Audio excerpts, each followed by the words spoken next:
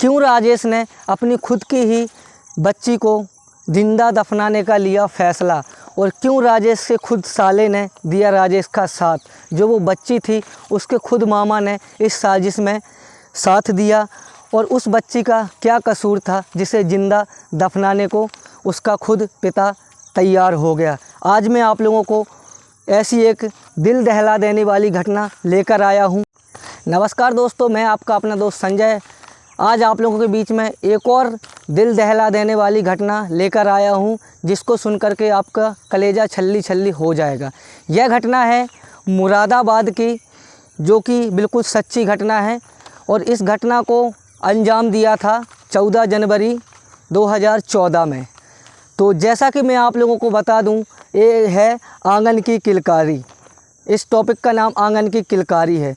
एक राजेश नाम का व्यक्ति था, और राजेश नाम के व्यक्ति ने अपने साले के साथ मिलकर के इस घटना को अंजाम दिया था। वो भी क्या करता, वो भी अपनी समस्याओं से इतना ज़्यादा मजबूर था कि उसे ऐसा करने पर उसकी परेशानियों ने मजबूर कर दिया। बात उस समय की है, सन 2014 जनवरी की ये बात है, घटना है, जब राजेश की पत्नी प्रेग्नेंट थी। तो उसके इलाज के लिए वो हॉस्पिटल में चेकअप वगैरह करवाने के लिए बार बार जाता था, और उसे भी लगता था कि मेरा कोई बच्चा या मेरा वारिस हो। और उसने कभी नहीं सोचा था कि मुझे ऐसा करने में मज़ा आएगा या कुछ भी, मतलब परेशानी होगी, करना चाहिए मुझे या नहीं करना चाहिए। क्योंकि हर माता पिता का एक उद्देश्य होता है कि उसकी औलाद सुखी रहे और सलामत रहे।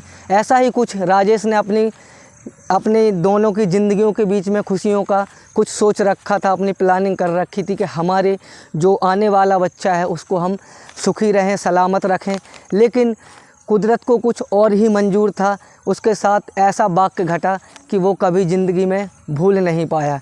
ये बात है जब राजेश की पत्नी का 7वां महीना चल रहा था। उस समय राजेश ने अपनी बीवी को ले जाकर हॉस्पिटल में चेकअप करवाया। तो वहाँ पर डॉक्टर ने बताया कि इसको बहुत ज़्यादा गंभीर समस्या है। अगर ये 8वां या 8.5वां महीना चल रहा होता तो हम इनकी डिलीवरी करवा देते। तो वो बहुत ज़्यादा परेशान हो गया, और घर आकर के अपने सर को पटक पटक के मारने लगा कि हमारे साथ ही ऐसी घटना घटनी थी। लेकिन कुदरत को तो कुछ और ही मंजूर था दोस्तों। फिर उसने जब हॉस्पिटल, एक प्राइवेट हॉस्पिटल में पहले दिखवाया, फिर वो गवर्नमेंट हॉस्पिटल मेडिकल कॉलेज लेकर के गया। वहाँ पर उसकी पत्नी को 7 महीने का बच्चा पैदा हुआ। एक लड़की के रूप में उसका बच्चा हुआ। डॉक्टरों ने कहा कि ये लड़की पूर्ण रूप से नहीं बन पाई है और इसमें कुछ कमियां हैं, और इसका बचने के चांसेस बहुत कम हैं। और यहाँ पर जो आइसोलेशन ऐसा करके कुछ अस्पताल में होता है जहाँ पर बच्चों को रखा जाता है, वो यहाँ पर पर्याप्त नहीं है, क्योंकि और भी बच्चे उनमें रखे गए हैं। तो डॉक्टर ने उसको सलाह दी कि तुम एक काम करो, यहाँ से किसी प्राइवेट नर्सिंग होम में ले जाओ और अपने बच्चे को वहाँ पर रखवा दो। लेकिन जो वहाँ पर और भी मरीज़ लोग जो एडमिट थे, उनकी बातें उसके कान में इस तरीके से गूंजी कि उन्होंने उस राजेश का मनोबल बिल्कुल से तोड़ दिया। उन्होंने कहा कि तुम्हारी बच्ची के बचने के कोई चांसेस नहीं है। अगर ये बच्ची बच भी गई तो इसका पूरे जीवन भर विकलांगता में गुजर जाएगा। लेकिन राजेश ने इन बातों को बिल्कुल भी ध्यान नहीं दिया, और अपनी बच्ची को वो किसी प्राइवेट हॉस्पिटल में ले गया। लेकिन वहाँ पर ले जाने के बाद वहाँ पर जो हॉस्पिटल था उन्होंने कहा कि पहले आप 10,000 रुपये जमा करवा दीजिए, उसके बाद हम आपकी बच्ची का इलाज करवाएंगे। तो उसको 10,000 रुपये की जैसे ही बात आई तो राजेश के पास उतने ज़्यादा पैसे भी नहीं थे, और राजेश का जो साला था, मतलब जो लड़की हुई थी उसका मामा भी साथ में था, उसके पास भी पैसे नहीं थे। तो राजेश ने अपने नज़दीक जो यार दोस्त हैं, अपने रिश्तेदार वगैरह हैं जिनसे उसकी ज़्यादा नज़दीकियां हैं, सबके पास जिन से राजेश का मेल जोल था, उनको उसने कॉल किया। लेकिन किसी ने उसकी बात नहीं सुनी। सभी ने बहाना बना करके ये टाल दिया कि हमारी भी प्रॉब्लम है, हमारे पास भी पैसे नहीं हैं। तो नर्सिंग होम वालों ने स्पष्ट रूप से मना कर दिया। राजेश ने हालांकि ऐसा भी बोला वहाँ पर कि मेरी बच्ची का इलाज आप शुरू कीजिए, मैं आपको पैसों का बंदोबस्त 1-2 दिन में कर दूंगा। लेकिन अस्पताल वालों ने उसकी एक भी बात नहीं सुनी। तो फिर राजेश का दिमाग जो था वो मतलब एक हिसाब से काफ़ी ज़्यादा बौखलाहट हो गई, और उसको समझ में नहीं आ रहा था कि मैं क्या करूं। तो राजेश ने इस वाक्य को अंजाम दिया। फिर दिमाग में उसके फिर वो जो उसके हॉस्पिटल में कुछ मरीज़ भर्ती थे उनकी बात उसके दिमाग में गूंजी कि उन्होंने कहा था अगर ये बच्ची बच भी गई तो फिर ये पूरी ज़िंदगी अपनी विकलांगता में गुजार देगी। और राजेश ने ये भी सोचा कि वो लोग कह रहे थे इस बच्ची के बचने के चांस बहुत कम हैं।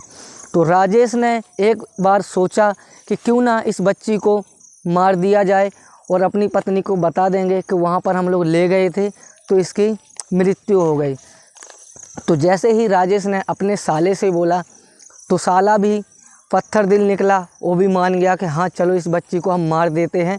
तो फिर इन्होंने काफ़ी कोशिश की लेकिन किसी को ये नहीं हुआ, इतनी हिम्मत नहीं हुई कि उस बच्ची का गला दबा दें, क्योंकि एक माँ बाप होते हैं, एक बाप होता है, एक माँ होती है और कोई भी हो किसी को ऐसे नहीं मार सकता।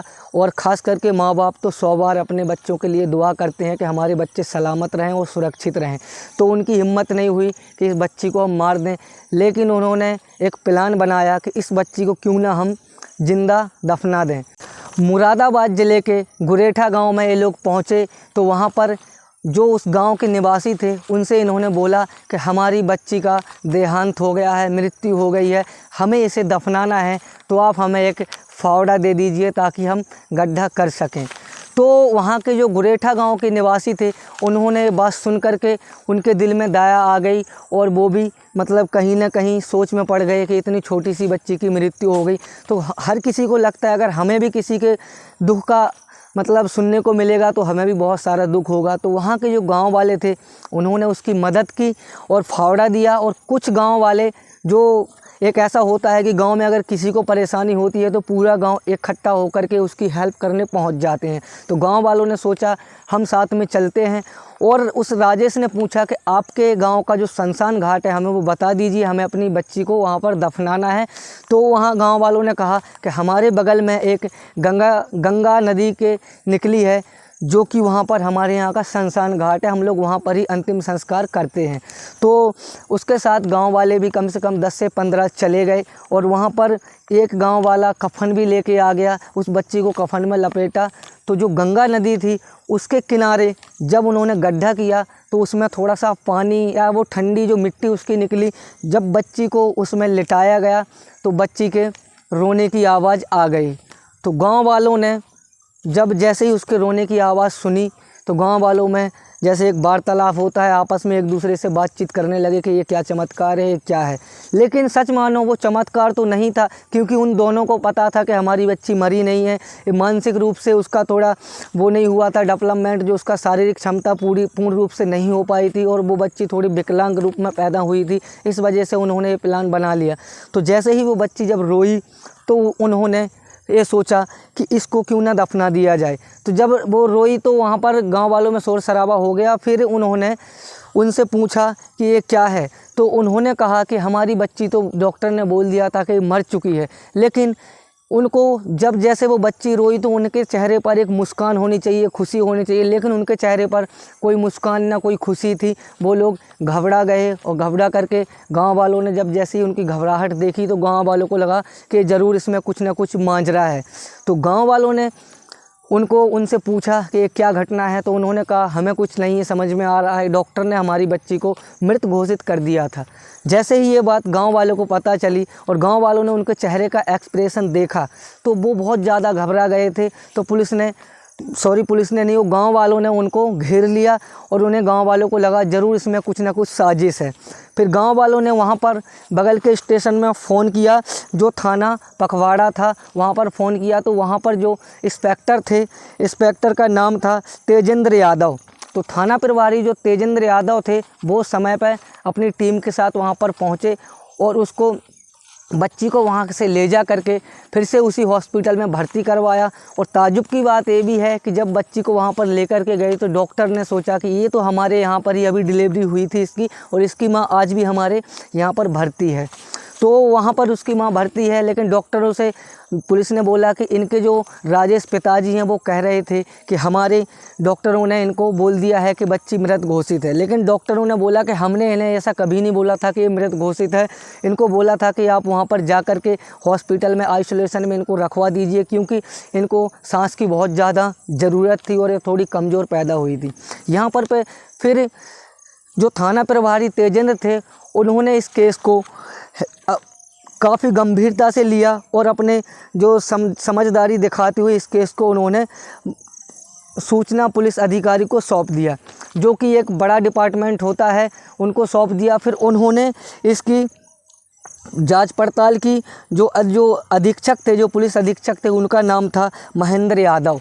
उन्होंने इसकी जांच पड़ताल की और समझा तो उन्हें पता चला कि जो इनके पिताजी थे, वो जो राजेश था और उनका मामा था, वो दोनों जीजा साले साथ में थे। उस बच्ची का जो मामा था, तो इन्होंने काफ़ी मतलब हॉस्पिटल में जाकर के हॉस्पिटल वालों से भी मिन्नतें की कि हमारी बच्ची का इलाज कर दीजिए, हम पैसा 1-2 दिन में ले जा करके जमा कर देंगे। लेकिन हॉस्पिटल वालों ने भी नहीं सुनी। लेकिन कुछ उसके दिमाग में नेगेटिव थॉट आ गए कि जो वहाँ हॉस्पिटल में भर्ती थे, उन्होंने उनके दिमाग में ये नेगेटिव थॉट डाल दिए कि ये बच्ची बच नहीं सकती है, विकलांग रहेगी। इस वजह से दोनों ने प्लानिंग किया कि इसको हम मार देंगे और हमारी पत्नी को हम बोल देंगे पत्नी को कि ये मर चुकी थी जब हम वहाँ हॉस्पिटल लेकर के गए।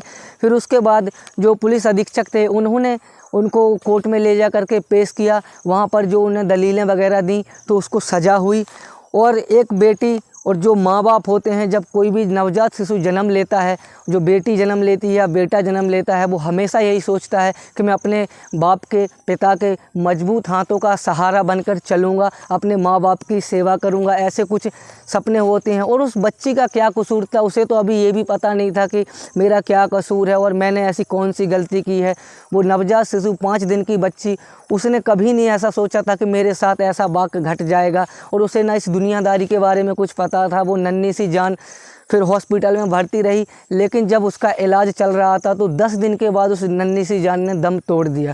फिर उसकी माँ को भी ये नहीं पता था कि इसको मतलब मारने की साजिश हमारे पति ने की थी। और उसका पति सलाखों के पीछे कैद था और आज भी उसका पति सलाखों के पीछे कैद है। और ये घटना बिल्कुल सच्ची घटना है, तो सतर्क रहें, सावधान रहें और अपने बच्चों का ख्याल रखें। जो कुछ भी हमें ईश्वर ने दिया है, जो लड़का हो या लड़की हो या कोई विकलांग हो, कैसे भी हो, अपनी मानसिकता को संतुलन में रखें, क्योंकि सबको जीने का अधिकार है और सबको इस धरती पर जिसने जन्म लिया है उसको जीने का अधिकार है। तो हम मानव बने, मतलब राक्षस ना बने, क्योंकि ऐसा राक्षसपन उसके ऊपर सवार हो गया था और उसने अपनी बच्ची को मारने की कोशिश की थी। तो मेरा आप लोगों से कहना यही है कि आप लोग सावधान रहें, सतर्क रहें, अपने बच्चों का ख्याल रखें और किसी भी क्राइम को ना करें। अपने आप को 1 मिनट के लिए संभालें। अगर एक गलती को संभाल लेंगे तो आपका पूरा जीवन सुखी हो जाएगा। उस गलती को नहीं संभालेंगे तो आपका जीवन पूरी ज़िंदगी नरक बन जाएगी। तो मिलते हैं आपसे नेक्स्ट कहानी में, अगली कहानी में, ऐसे ही क्राइम वाली कहानी में, जो कि हमारे भारत में घटित होती रहती हैं, पूरे वर्ल्ड में घटित होती रहती हैं। अगर आपको अच्छी लगी हो ये कहानी तो वीडियो को लाइक कर देना, चैनल को सब्सक्राइब कर देना। मिलते हैं अगली वीडियो में, तब तक के लिए जय हिंद, जय भारत।